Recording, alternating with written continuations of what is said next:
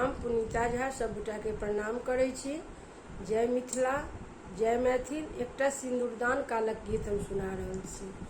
सुंदर बड़िया सिंदूर धीरे सँ डालब, सुंदर बड़िया सिंदूर धीरे सँ डालब, धीरे सँ डालब सिंदूर, धीरे सँ डालब, धीरे सँ डालब सिंदूर, धीरे सँ डालब, सुंदर बड़िया सिंदूर धीरे सँ डालब, सुंदर बड़िया सिंदूर धीरे सँ डालब।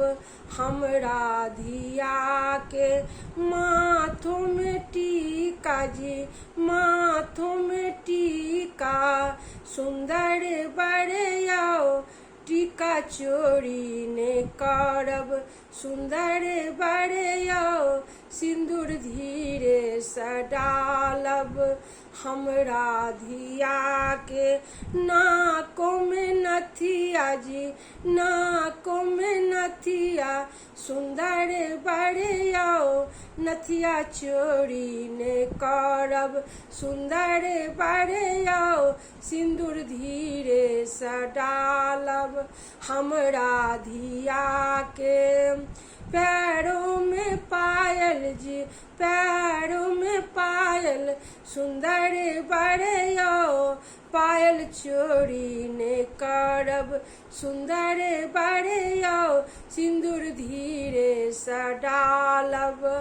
हमरा धिया के हाथों में कंगन जी, हाथों में कंगन, सुंदर बड़िया कंगन चोरी ने करब, सुंदर बड़िया सिंदूर धीरे सँ डालब। हमरा धिया के अंगुरी में अंगूठी, हमरा धिया के अंगुरी में अंगूठी, सुंदर बड़िया अंगूठी चोरी ने करब, सुंदर बड़िया अंगूठी चोरी ने करब, सुंदर बड़िया सिंदूर धीरे सँ डालब, सुंदर बड़िया सिंदूर धीरे सँ डालब, धीरे सँ डालब जी, धीरे सँ डालब जी।